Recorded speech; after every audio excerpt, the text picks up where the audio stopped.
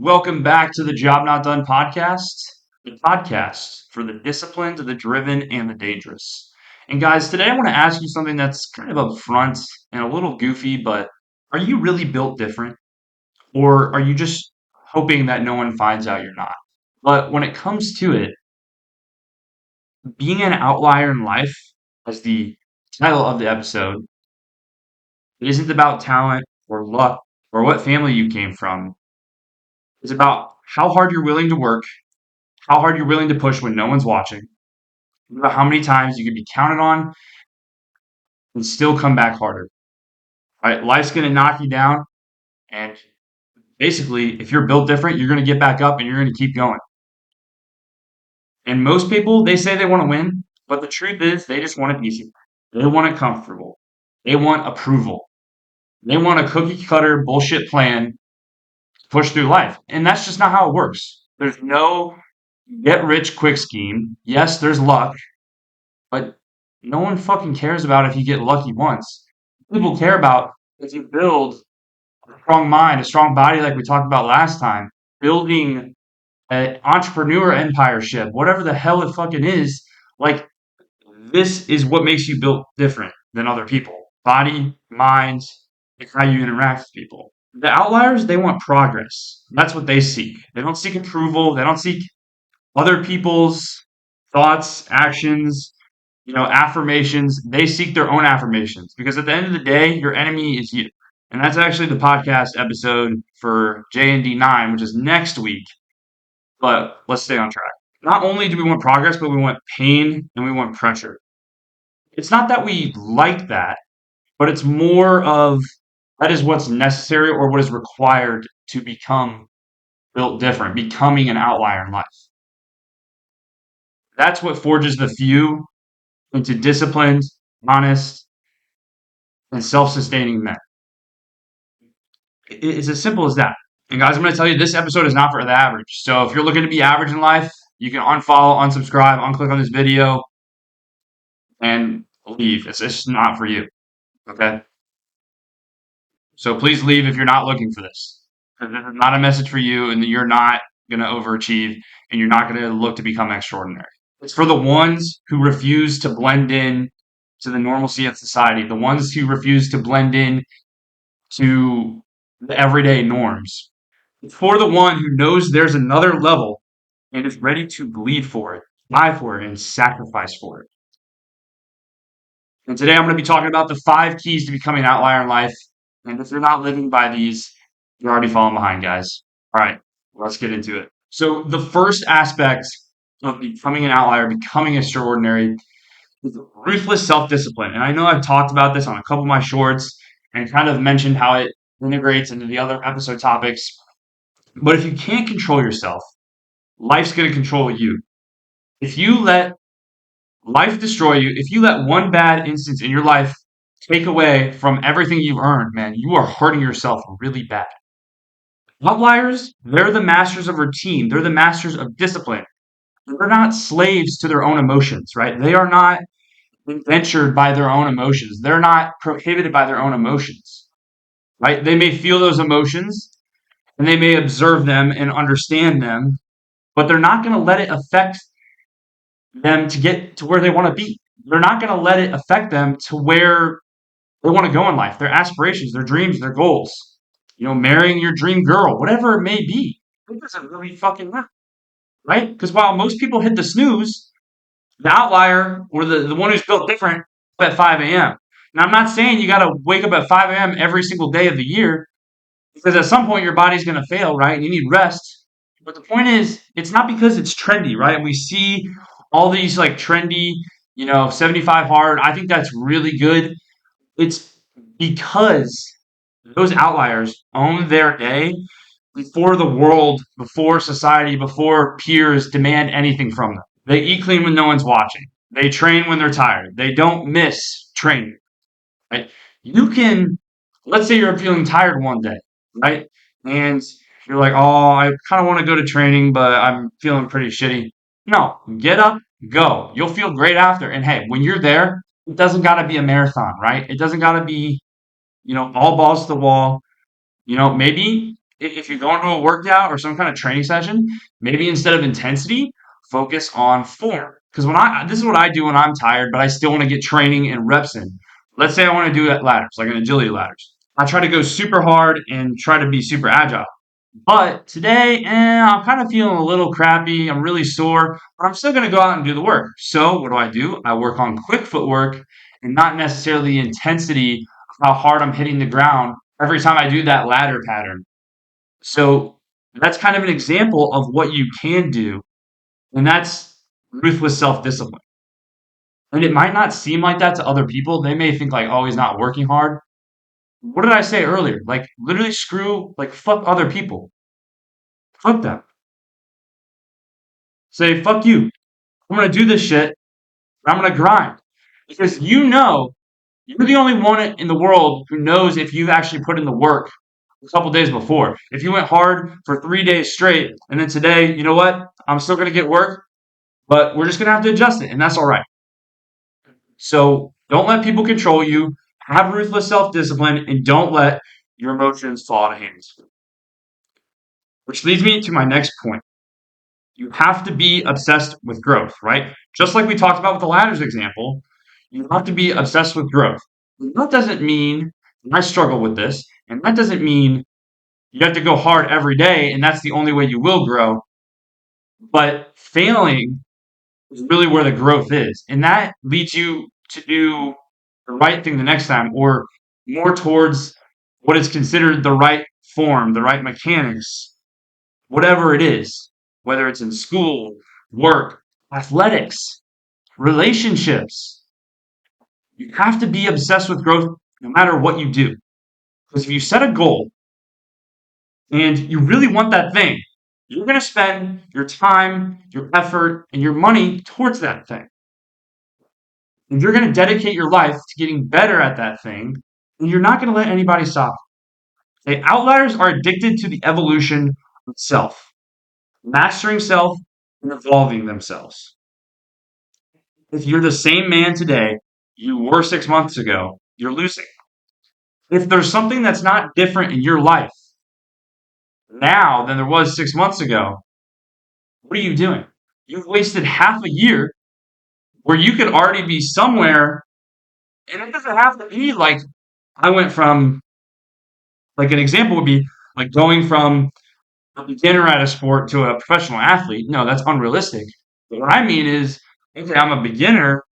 Now I would say I'm more of like an amateur now, or in a hobby, whatever your hobby you start doing. Oh, now I'm considered an amateur, right? Or in school, oh, my grades are starting to go up. They're not all A's yet, but they're starting to go up. Or in the gym, like, hey, I notice I have a little bit more toned muscle mass, but I'm not like ripped. See, that's what you have to be obsessed with is growth and not necessarily the results. That's what evolution is, guys. Evolution of the human species took so many years. But I'm just going to say that you got to evolve. Whether it's small incremental changes, I mean, that's how evolution literally works. It's small incremental changes over a certain period of time, usually longer periods of time, that allow the species to adapt to their environment. You got to adapt to your environment. And what you're adapting to is not necessarily your physical, environmental, natural environment. It's more of like your goal oriented environment. How do I adapt my body, my mind, my heart towards these things? The outliers, for example, they are the ones who are reading, it could be self-help books, motivation books. They're being a theorist, right? They're reading these things in theory. They're not practicing them, but it's better than scrolling and rotting your brain away, not learning anything useful on social media. They listen to podcasts. They don't focus on the gossip. They're focused. And it's easy to get distracted, but you got to stay focused on your goals. If you're spending time on things that don't lead to your goals, you're wasting precious time in your life. It's as simple as that. And they're the ones who are going to invest in courses, books, and coaches. Because even though it's going to be expensive sometimes, it's going to be worth it if they really set aside the distractions and say, hey, I'm going to sit down, I'm going to lock in, I'm going to take more notes and I'm going to do this and I'm going to physically execute to make that change. Because every little edge of advantage matters. Complacency in life isn't just lazy, it's dangerous. The phrase, I have time, is a deadly statement. There's always more time. It's such a deadly mindset, man. It's such a deadly mindset. So make sure you're obsessed with growth. You try to make the adjustment. In life, you're going to have to pivot because that's what makes us an outlier, is being able to pivot, adjust, and creating every advantage possible for yourself is going to help you in the long term. Moving on to the next point. Key number 3. Sometimes you have to embrace isolation and grind in silence. Outliers, they don't need the affirmations like kind of we mentioned in the intro. They don't need an applause. They need progress, like we just talked about. And with that comes being alone. Okay, being alone. And this is something I've struggled with in the past is being okay with being alone because they are too busy building. And ever since I started this podcast, I realized like, hey, being alone is great, man. When I mean alone, I don't mean you don't talk to your friends. What I mean is you're not focused on as much social things, right? Like you're not trying to look for relationships or you're not trying to, go out every weekend and, find your future girlfriend or find a group of friends or go out with your friends. And I'm not saying you can't do that, but if you remove that for a month and you compare, okay, when did I start this? And a month from then, and you see what can I do in 2 months, that is the greatest feeling because you're like, it's on, baby. Like we're ready to grind, we're ready to go. It is a great feeling, guys. When I started, for example, when I started doing more endurance training for ultimate frisbee, because I play semi-pro ultimate frisbee and I'm getting ready for the college season, right? A big struggle of mine, or something that I could have done better, right? Necessarily not bad, because I'm still, pretty athletic guy. But the thing that I started with was endurance. And I wanted to be a player who could go long points into games and play multiple points. So I started every Saturday. Okay, we're going to run 4 miles. So, the first week was hard. Like I was dying. I was able to get through it at a decent pace. But then every week, I increased my pace 10 to 15 seconds and I didn't feel as shitty. So, and it was still hard. Don't get me wrong. It didn't become any easier, especially with it being the middle of summer in the Midwest. But what you need to understand is I compared a month of that. So I looked at when I started to when now, and then I looked forward another month. And that's where I saw, oh shit, where will we be in a month? Because right now we're at a really good spot for only doing this for a month, and I'm feeling good. And imagine what you could do by the end of the year. I mean, I could be running a crazy mile pace. I don't know. That is what matters. Embracing that mindset, grinding in silence. While that average person fears missing out or FOMO, the outlier utilizes this aspect of solitude to sharpen, enhance their mind, their body, and their goals. They're going to skip that party to build that business or to develop their podcast or to develop their platform.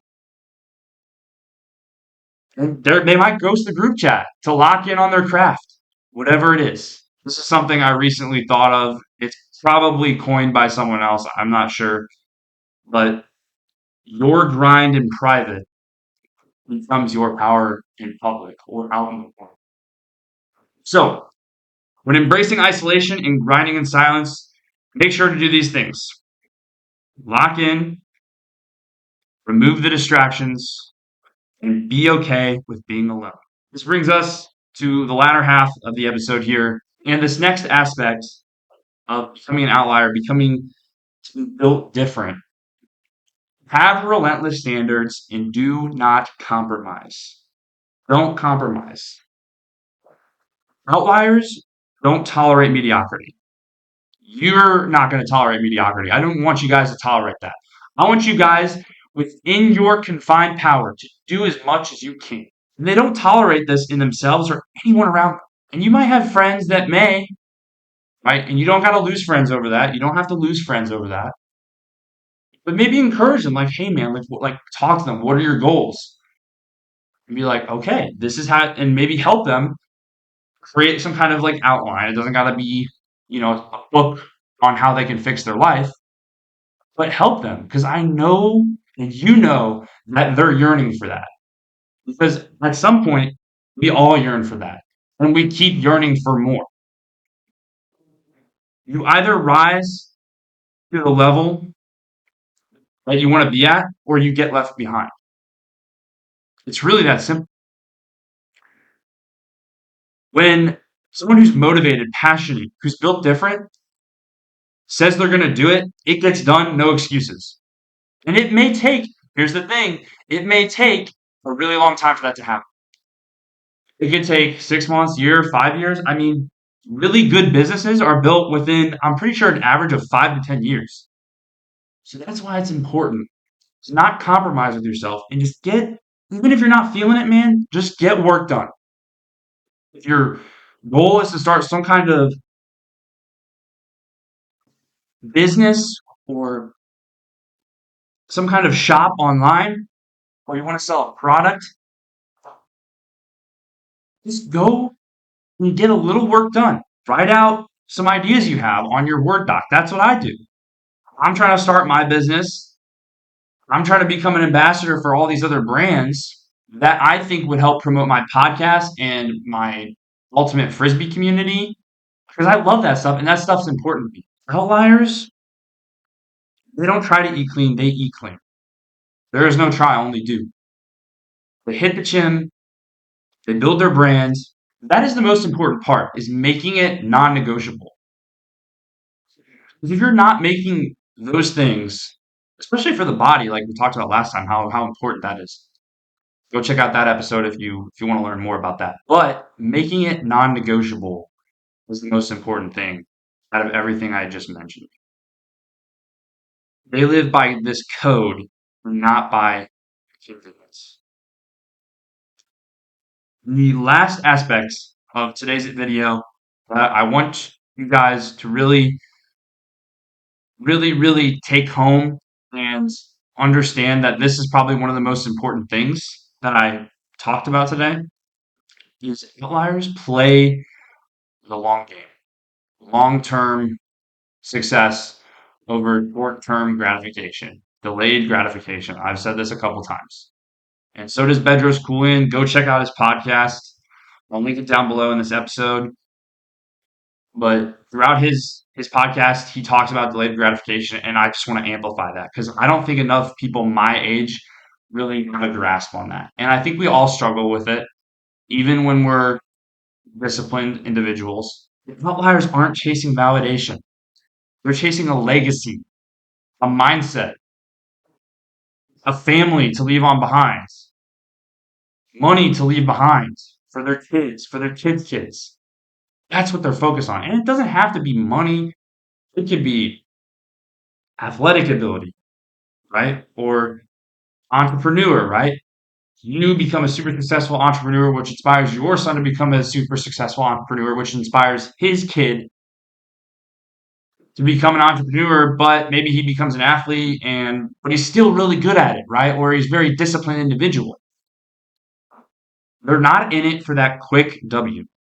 They're building something that outlives them. And that's where that legacy part is. Outliers, they don't panic when they fail, they study. When you study your failures, when you understand your failures at a fundamental level, you'll be unstoppable because you'll know what to do right the next time. They don't get distracted by the fast money. They build systems, assets, and real impact. You got to be patient if you want to be extraordinary. Patience is one of the greatest virtues that my generation does not have. And I guarantee, and I'm going to say this, I guarantee if even 80% of my generation had that, we'd be way more disciplined. We'd be way more fit. We'd be way more healthy. We wouldn't do as much drugs, alcohol. And the most important thing when talking about the long term outcomes is they don't stop when it gets hard. They're doing something every day, every week, every hour, every minute within their allotted ability to get better and to build a legacy. So, to close out today, guys, outliers are rare for a reason. And most people aren't willing to do what it takes. So, I want you guys to ask yourself, are you serious about being different? Or are you just addicted to the idea of it? And the outlier doesn't talk about it. He proves it every day, every rep, every decision. And I want you guys to be that man.